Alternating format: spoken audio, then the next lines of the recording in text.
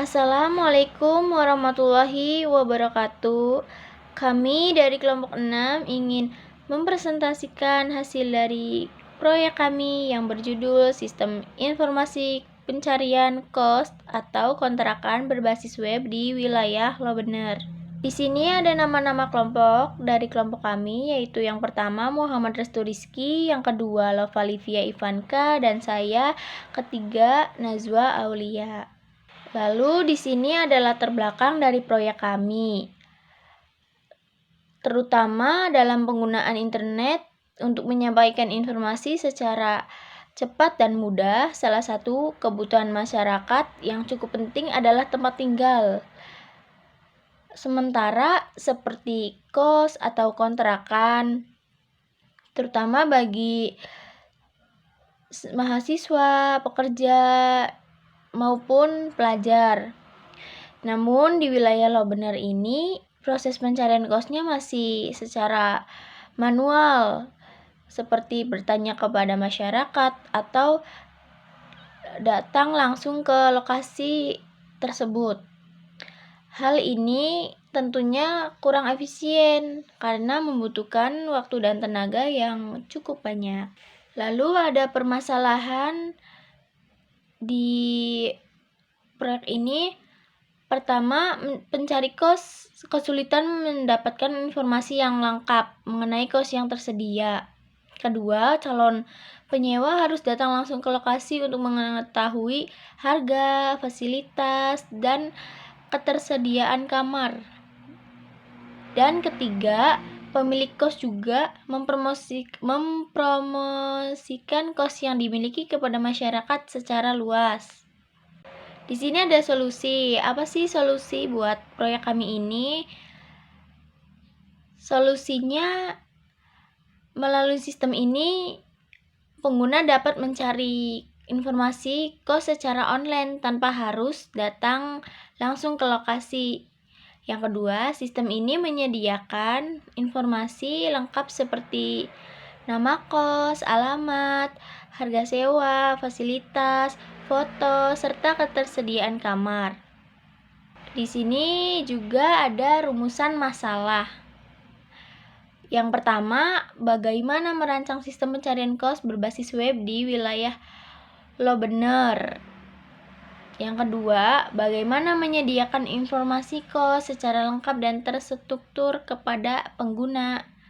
Yang ketiga, bagaimana mempermudah masyarakat dalam mencari kos secara cepat dan efisien. Dan keempat, bagaimana membantu pemilik kos mempromosikan tempat kos yang dimiliki. Lalu di sini ada tujuan dan manfaat proyek kami. Tujuannya adalah merancang sistem pencarian kos berbasis web, menyediakan informasi kos secara lengkap, mempermudah masyarakat mencari kos, dan membantu pemilik kos mempromosikan kos.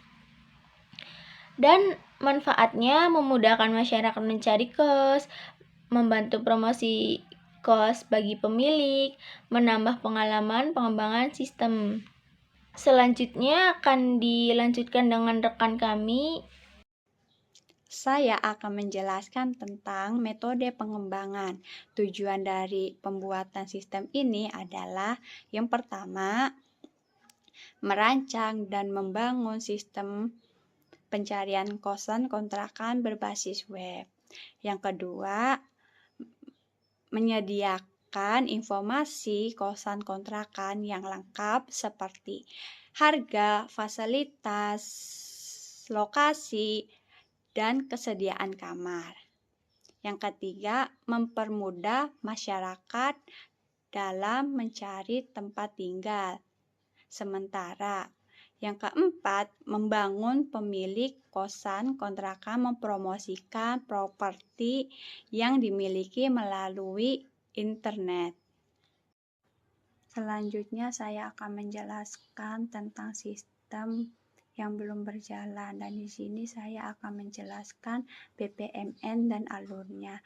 Dan di sini ada customer dan pemilik kos. Customer mencari informasi kosan kontrakan dari orang lain. mendatangkan ke lokasi dan pemilik kos menerima kedatangan customer akan menanyakan kesediaan kamar, pemilik kos akan menunjukkan kamar, customer melihat kondisi kamar dan fasilitas, pemilik kos menjelaskan harga dan fasilitasnya. Nah, customer kalau misalnya enggak cocok akan mencari kosan lain. Kalau misalnya cocok, membooking kamar, mengisi data diri, dan pemilik kos akan menerima data penyewaan, terus customer akan membayar, dan pemilik kos menerima pembayaran, seserahan kunci, dan customer akan menerima kunci dari pemilik. Selanjutnya saya akan menjelaskan tentang sistem yang diusulkan. Selanjutnya saya akan menjelaskan lagi tentang BPMN yang udah pembuatan aplikasinya dan alur dari BPMN ini. Dan di sini ada customer, pemilik kos, dan admin. Nah, di dalam customer ada membuka website atau aplikasi, menampilkan halaman dashboard.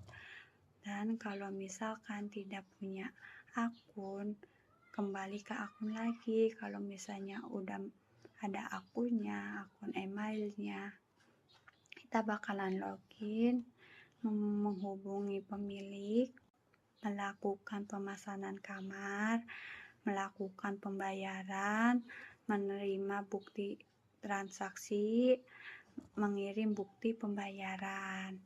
Nah, kita akan menjelaskan pemilik kos. Pemilik kos akan membuka website atau aplikasi juga. Kalau misalnya tidak punya akun, kembali ke login dan register. Kembali ke login dan register. Kalau misalnya punya akun, register, login, mengelola profil, metode pembayaran, dan iklan, mengelola pesanan, menerima notifikasi pesanan, memverifikasi pembayaran. Saya akan menjelaskan tentang admin. Nah, di sini akan membuka website atau aplikasi. Kalau misalnya tidak punya akun, kembali ke login. Kalau misalnya punya akun, login, validasi akun, menampilkan halaman dashboard, mengelola data pengguna. Nah, di sini akan mempersetujui akun pemilik. Kalau tidak disetujui, menolak pembuatan akun pemilik kos dan kontrakan. Kalau misalnya mempersetujui akun pemilik itu, akun pemilik kos aktif, dan di sini lagi akan mengatur keaktivitasan akun pemilik kos. Kalau tidak ada, akun dinonaktifkan. Kalau misalnya ada, Assalamualaikum warahmatullahi wabarakatuh. Di sini saya Muhammad Restu Rizky dengan NIM 2407021 dari kelas SIKC 2D Sistem Informasi Kota Cerdas, ingin mempresentasikan hasil proyek 2 kami untuk pembuat penilaian nilai UTS. Di sini saya dari kelompok 6 tentang pembuatan sistem informasi pencarian kos atau kontrakan di sekitar Loh Bener. Di sini saya ingin mempresentasikan bagian use case dulu, teman-teman. Yang pertama, use case ini itu diagram yang menggambarkan interaksi antara 3 aktor utama, yaitu penyewa kos atau pencari kos, lalu yang kedua pemilik kos, dan yang terakhir itu admin. Dengan sistem pencarian kos berbasis web ini, sistem memungkinkan pengguna untuk mencari, memesan, serta mengelola informasi kos secara online. Di sini yang akan saya jelaskan satu persatu. Yang pertama itu pencari atau penyewa kos. Di sini itu pencari atau penyewa kos dapat meregistrasi akun dapat login juga, lalu lihat iklan dan mencari kos atau kontrakan berdasarkan filter yang ingin si pengguna itu cari ya. Lalu selanjutnya itu mengajukan pesanan atau booking kamar, dan juga bisa melakukan pembayaran non tunai di dalam sistemnya. Lalu yang terakhir mencetak struk. Lalu yang kedua itu pemilik kos. Di sini pemilik kos dapat registrasi dan login juga, lalu bisa memasang dan mengedit iklan. Selanjutnya dapat mengelola ketersediaan kamar, lalu dapat mengelola pesanan, dan juga mengelola metode pembayaran. Lalu yang terakhir ada admin. Admin di sini adalah pihak yang mengelola dan mengawasi jalannya sistem.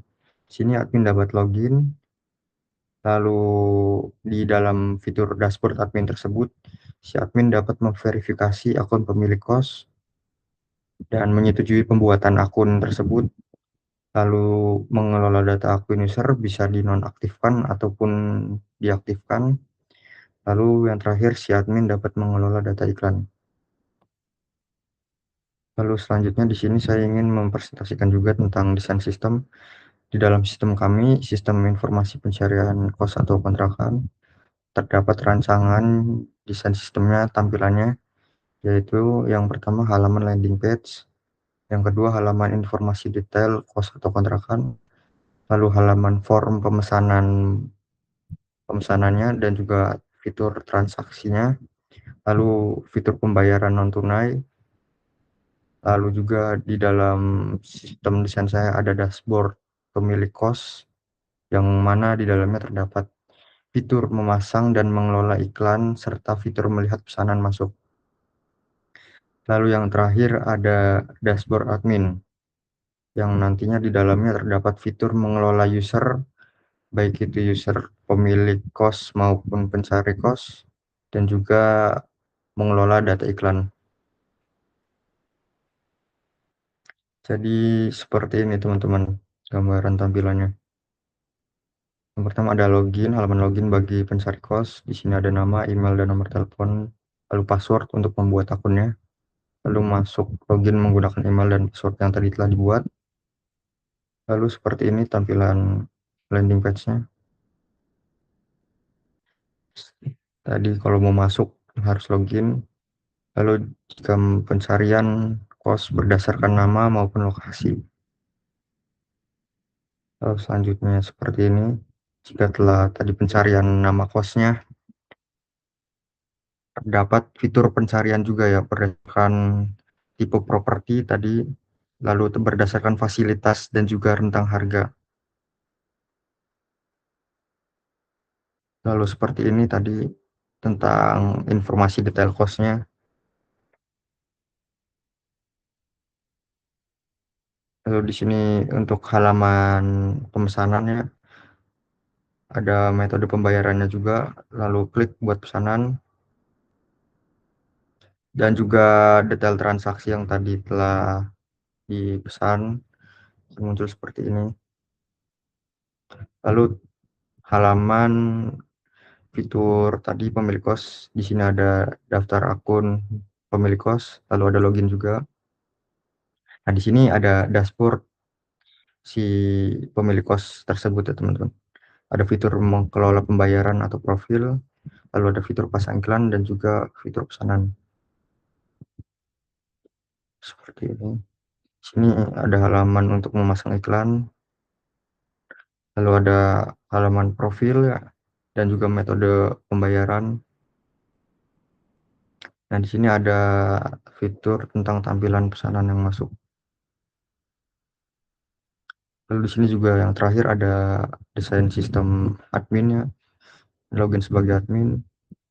Lalu di sini ada dashboard admin yang digunakan untuk mengelola data akun pemilik kos atau properti. Lalu di sini ada fitur mengelola data akun bagi pencari kos ya teman-teman. Lalu di sini ada juga fitur admin, yaitu mengelola data iklan, bisa menghapus iklan maupun membiarkannya. Lanjut, tentang progresan proyek di kelompok kami saat ini sedang dalam tahap pembuatan desain tampilan untuk mengevaluasi lagi ya teman-teman, dan juga pembuatan sistem websitenya nanti.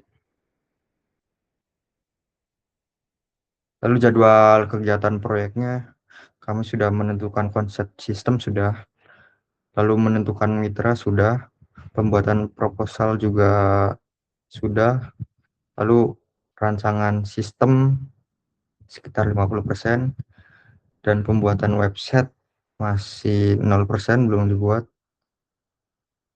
dan juga uji coba sistem dan perbaikan sistem masih 0%. Di penutup, sebagai kesimpulan, sistem informasi pencarian kos berbasis web ini diharapkan dapat membantu masyarakat dalam mencari tempat tinggal sementara dengan lebih mudah dan efisien. Selain itu, sistem ini juga dapat membantu pemilik kos dalam mempromosikan properti yang dimiliki secara lebih luas.